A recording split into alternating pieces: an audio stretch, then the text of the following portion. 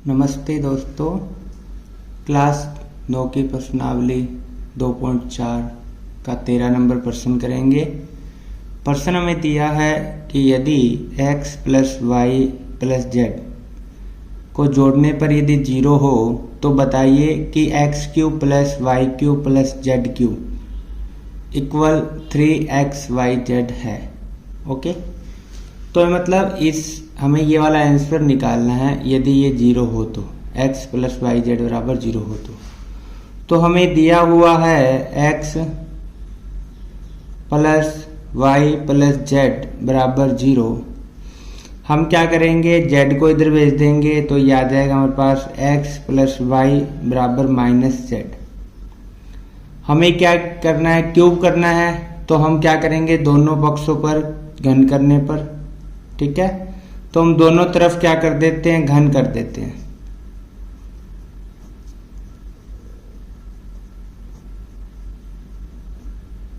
Okay, जैसे x plus Y है, इधर भी हम क्यूब कर देते हैं, और माइनस जेड है, इधर भी हम क्या कर देते हैं, क्यूब कर देते हैं। तो क्यूब वाली सर्वसमीका लगाएंगे हम। सर्वसमीका,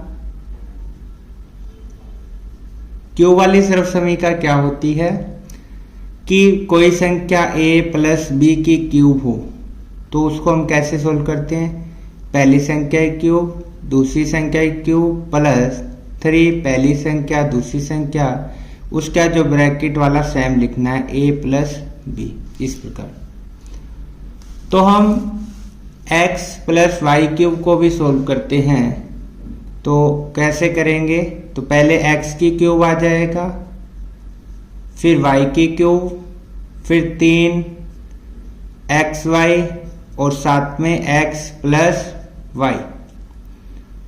ओके, अब हम क्या करेंगे कि x प्लस वाई का मान लिख देंगे। कहां से, ये समीकरण 1 लिख लेते हैं हम इससे। तो हम समीकरण 1 से मान लिखेंगे z का, ठीक है, तो क्या आ जाएगा, x cube plus y cube plus 3xy, और x प्लस वाई का मान कितना लिखेंगे, माइनस का z। ओके, अब देखो इस z को इससे इंटू करेंगे तो क्या आ जाएगा, x cube plus y cube minus 3xy और z, ठीक है। इधर हमारे पास क्या था, बराबर में माइनस जेड की क्यूब कितनी होगी, माइनस जेड क्यूब, ये तो इधर चल ही रहा है minus Z cube, minus Z cube. हम क्या करेंगे, माइनस जेड क्यूब को इधर लेके आएंगे और ये माइनस 3xyz है उसको उधर ले जाएंगे, तो हमारे पास वैल्यू क्या आएगी, x की cube plus y cube, minus z को तब इधर लेके आएंगे तो ये प्लस का जेड क्यूब हो जाएगा, 3xyz को इधर लेके आएंगे तो ये किसका हो जाएगा, प्लस का हो जाएगा, ठीक है। तो हमें यही क्या करना था, सिद्ध करना था, हमें आंसर में यही लाना था कि x cube plus y cube plus z cube बराबर 3xyz होता है।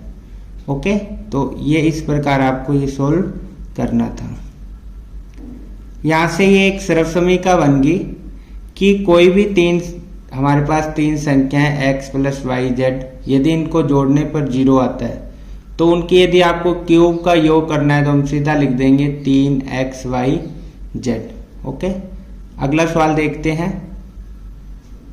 सवाल नंबर 14 है कि वास्तव में घनों का परिकलन किए बिना निम्नलिखित में से प्रत्येक का मान ज्ञात करना है। यानी हमें ऐसे नहीं करना कि 12 की क्यूब पहले निकालनी है, फिर 7 की क्यूब, फिर 5 की क्यूब निकाल के इनको जोड़ना है, ऐसे नहीं जोड़ना, आपको सीधा जोड़ना है। अभी हमने 13 नंबर सवाल किया था, उसमें हमने एक सर्वसमीका आई थी हमारे पास कि पहली संख्या दूसरी संख्या और तीसरी संख्या, मतलब x और y और z को जोड़ते हैं तो 0 आए, ठीक है। तो हम क्या लिख सकते हैं, तो हम x की क्यूब प्लस y की क्यूब और z की क्यूब, तो इन तीनों की क्यूब कैसे फाइंड कर सकते हैं? 3 पहली संख्या, दूसरी संख्या और तीसरी संख्या, इस प्रकार। तो सबसे पहले हम इनको जोड़ के देख लेते हैं। जैसे ये मान लिया हमने x है -12, y हमने माना 7 है और z क्या मान लिया हमने 5। अब इनको जोड़ के देखते हैं x plus y plus z को। जैसे -12 प्लस 7 प्लस 5, ठीक है। तो ये -12 है, 7 और 5 भी क्या होंगे 12, ये दोनों कट जाएंगे और कितना आंसर आएगा 0, ठीक है। अब इनको जोड़ने पर 0 आता है, तो हमें इनकी क्यूब का जोड़ निकालना है। तो हम कौन सी सर्वसमीका लगा देंगे? हम लगाएंगे सर्वसमीका x की क्यूब प्लस y की क्यूब प्लस z की क्यूब बराबर 3xyz। तो यहाँ x का मान है -12 की क्यूब प्लस 7 की क्यूब प्लस 5 की क्यूब। अब हम इनके क्यूब नहीं निकालने, हम सीधा आंसर निकाल लेंगे 3x मतलब -12, उसके बाद 7 और उसके बाद 5। इनको गुना करेंगे तो आ जाएगा हमारे पास -1260, ठीक है। तो इस प्रकार आपको ये सॉल्व करना था। अब इसी का हम प्रश्न नंबर 2 करते हैं। दूसरा प्रश्न दिया है कि 28 की क्यूब -15 की क्यूब और -13 की क्यूब हमें ज्ञात करनी है। तो सबसे पहले इनको जोड़ के देखते हैं कि 0 आता है नहीं आता। जैसे 28 प्लस माइनस -15, ठीक है, प्लस माइनस -13। तो ये तो कितना हुआ 28 और 5 3 8 और 15 में 13 जोड़ेंगे भी कितना आ जाए 28। एक प्लस का एक माइनस का, कितना बचेगा 0। अब ये 0 आता है इनको जोड़ने पर, तो हम एक सर्वसमीका कौन सी लगाएंगे कि कोई भी संख्या x की क्यूब, y की क्यूब और z की क्यूब को हम कैसे लिख सकते हैं? 3x y और z, ठीक है। तो x का मान हमें दिया था 28 की क्यूब, y का मान 15 की क्यूब और z का मान -13 की क्यूब। तो हमें इसका आंसर निकालना है, तो हम कैसे निकाल लेंगे? 3 पहली संख्या 28, ठीक है, दूसरी संख्या -15 और तीसरी संख्या -13। इन सबको आपको गुना करना है। पहले 3 को 28 से कर लेना, फिर 15 से करना, फिर 13 से कर लेना। जब गुना करेंगे तो माइनस से माइनस कट जाएगा, संख्या प्लस की आएगी और ये आपके पास आ जाएगी 16380। ओके, तो इस प्रकार हमें ये 14 नंबर सवाल करना था। अब सवाल नंबर हम करते हैं 15 सवाल दिया है। नीचे दिए गए आयतों जिनमें उनके क्षेत्रफल दिए गए हैं, उनकी प्रत्येक की लंबाई और चौड़ाई के लिए आपको संभव व्यंजक लिखना है। तो हमें क्षेत्रफल दिया हुआ है 25a² -35a + 12। तो ये एक समीकरण दी हुई है, ठीक है, इसका हम गुणनखंड करेंगे। तो कैसे करेंगे? देखो, हमें आयत का क्षेत्रफल दिया हुआ है, हमें दिया है आयत का क्षेत्रफल, और क्षेत्रफल का सूत्र क्या होता है? लंबाई गुना चौड़ाई।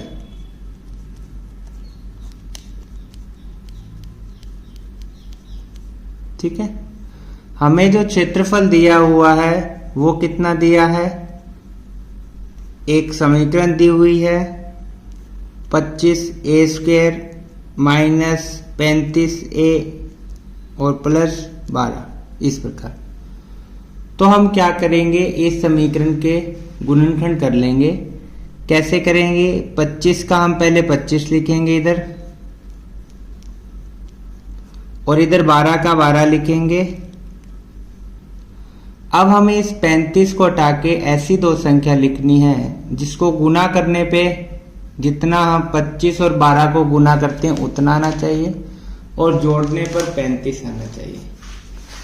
जैसे 25 और हम 12 को गुना करते हैं, 12 5 60, 6 हासिल आ गई, 12 दूना 24, 24 और 6 30, 300। मतलब हमें इस 35 को हटा के ऐसी दो संख्या लिखनी है जिसको गुना करने पर 300 आना चाहिए और जोड़ने घटाने पर कितना आना चाहिए, 35 आना चाहिए। तो ऐसी संख्या कौन सी हो सकती है, जैसे 15 और 20 को गुना करते हैं तो 15 दूना 30, 300 होता है, और 15 और 20 को जोड़ते हैं तो कितना आता है, 35 आता है। ठीक है, तो हम कौन सी संख्या ले लेंगे, 15 और 20। तो हम 35 की जगह एक तो लिख लेते हैं 15A और एक लिख लेते हैं 20A। ठीक है, अब हमें 35 किसका चाहिए था, 35 हमें चाहिए माइनस का, तो हम ये दोनों संख्या माइनस की कर लेंगे, तभी तो -15 और -20 जुड़ के कितने होंगे, 35। इसके बाद हम इन दोनों में कॉमन लेंगे, क्या कॉमन आएगा, 5 का पाड़ा और A। 5 के पाड़े 25 5 पर आता है, 1A बाहर आ गया तो बचेगा 1A माइनस 5 के पाड़े पर 15 3 पर आता है, A बाहर आ गया। इसी प्रकार इन दोनों में से कॉमन लेंगे तो किसका पहाड़ा कॉमन आ रहा है, 4 का, तो हम लिख देंगे 4 बाहर। 4 के पाड़े में 20 आता है 5 पर और A बाहर माइनस है तो ये माइनस प्लस माइनस हो जाएगा और 4 के पाड़े में 12 आता है 3 पर। अब ब्रैकेट वाली संख्या सेम है तो एक बार हम ब्रैकेट वाली संख्या लिख लेंगे 5A माइनस 3 और एक बार ब्रैकेट से बाहर लिख लेंगे 5A माइनस 4। तो आयत का क्षेत्रफल हमने बताया था लंबाई गुना चौड़ाई हो जाएगा, तो ये लंबाई है तो ये क्या हो जाएगी, चौड़ाई। यदि इसको आप चौड़ाई मानते हो तो ये क्या हो जाएगी, लंबाई। तो लिख देना आप, अतः यदि लंबाई 5A माइनस 3 है, ठीक है, यदि लंबाई इतनी है तो चौड़ाई हम क्या मानेंगे, 5A माइनस 4। ठीक है, होगी। यदि आप पहली को लंबाई मानते हो तो दूसरी चौड़ाई हो जाएगी, और यदि आप इसको चौड़ाई मानते हो, यदि आप चौड़ाई कितनी मानते हो, 5A माइनस 3 है, तो लंबाई कितनी हो जाएगी, नीचे लिख देता हूं, तो लंबाई 5A माइनस 4 होगी। ओके, इस प्रकार आपको ये सवाल करना था। इसी में हमें 2 नंबर प्रश्न और दिया हुआ है। हमें क्षेत्रफल दिया हुआ है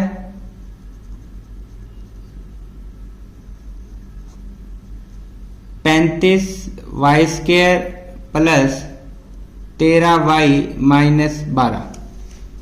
ठीक है, तो हम इसके भी गुणनखंड कर लेते हैं। तो पहले 35 का 35 लिख लेंगे, 35y², इधर माइनस का 12 लिखेंगे। अब 35 और 12 को गुना करके देखो कितना आता है, 35 और 12 को गुना करके, तो हम 35 को और 12 को गुना करते हैं,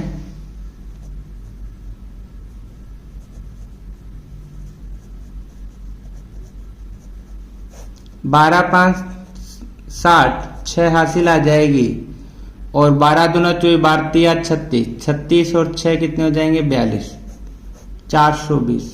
ठीक है, हमें 13 को हटाकर ऐसी दो संख्या लिखनी है यहाँ जिनको गुना करने पर 420 आना चाहिए और जोड़ने घटाने पर कितना आना चाहिए, 13 आना चाहिए, और गुना करने पर कितना आना चाहिए, 420 आना चाहिए। तो ऐसी संख्या कितनी आ जाएगी, आप जब इसके 420 के आप गुणनखंड करके देख लेना। ठीक है, यदि आपको ऐसे निकालना हो तो हम 420 के गुणनखंड कर लेंगे। 2 से ये 2 पर जाएगा, 2 1 कम 2, फिर 2 से 2 एकम 2, 0 5, फिर 3 से काटेंगे, 3 तिया 9, 3 5 15, फिर 3 से काटेंगे, जाएगा नहीं, 5 से जाएगा, 5 7 35, फिर 7 एकम 7। तो इनके गुणनखंड कर लो आप, 2 दूनी 4, 4 तिये 12, ठीक है, एक तो ये 12 आ गया, 7 5 35, इनको गुना करने पर कितना आना चाहिए, 420 तो आएगा, परंतु जोड़ने घटाने पर 13 नहीं आएगा। तो आप किसी दो और संख्या को ले लो, जैसे मैं 2 दूनी 4, ठीक है, और 4 7 28, ये 28 हो गए, और 5 और 3 को गुना करता है, कितने हो गए 15, 28 और 15 गुना करते हैं 420 आता है, और घटाएंगे तो कितना आएगा, 13 बचेगा। तो हम संख्या कौन सी ले लेंगे, 28 और 15 रख लेंगे। ओके, तो हम यहाँ संख्या लिखेंगे, एक तो 28y और एक 15y। हमें प्लस का 13 चाहिए था, तो बड़ी संख्या प्लस की कर देंगे और ये वाली 15 माइनस की। अब हम कॉमन लेंगे, तो कॉमन 35 और 28 के पाड़े में क्या कॉमन आ रहा है, तो 7 का पाड़ा, 7 में y भी कॉमन आ गया, 7 के पाड़े पर 35 5 पर आता है और एक y बचेगा, प्लस 7 के पाड़े पर 28 कितने पर आएगा, 4 पर, y तो बाहर आ गया था। इसी प्रकार 15 और 12 के पाड़े में, 15 और 12 किसके पाड़े में आएगा, 3 के पाड़े पर, 3 के पाड़े में 15 आता है 5 पर, माइनस माइनस प्लस, और 12 आएगा 4 पर। एक बार तो हम ब्रैकेट वाली संख्या 5y प्लस 4 लिख देंगे, और एक बार ब्रैकेट से बाहर है 7y माइनस 3 लिख लेंगे। ओके, अब एक लंबाई हो जाएगी और एक क्या हो जाएगी, चौड़ाई। ठीक है, क्योंकि यदि आप लंबाई क्या मानते हो, यदि लंबाई 5y प्लस 4, ठीक है, तो चौड़ाई क्या हो जाएगी, 7y माइनस 3, ठीक है, होगी। और यदि आप लंबाई 7y माइनस 3 मानते हो, तो चौड़ाई क्या हो जाएगी, 5y प्लस 4 होगी। ठीक है, अब सवाल नंबर हम इसका लास्ट करते हैं, 16 नंबर प्रश्न। प्रश्न नंबर 16 में दिया है कि घनाओं जिनके आयतन नीचे दिए गए हैं कि विमाओं के लिए संभव व्यंजक क्या है, आपको ज्ञात करना है। तो हमें आयतन दिया हुआ है, ठीक है, तो आयतन का सूत्र क्या होता है, घनाभ का आयतन,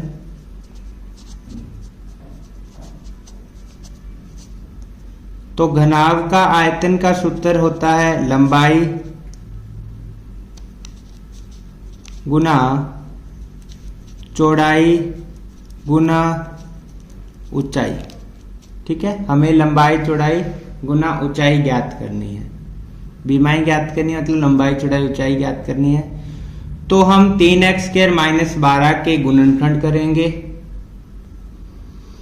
दो पद है, हम सीधा क्या लेंगे इसमें से कॉमन, तो कॉमन एक तो 3 का पहाड़ा आ रहा है और दोनों तरफ x है, तो 3x कॉमन आ जाएगा। यहां बचेगा 1x और 3 के पहाड़े पर 12 कितने पर आता है, 4 पर।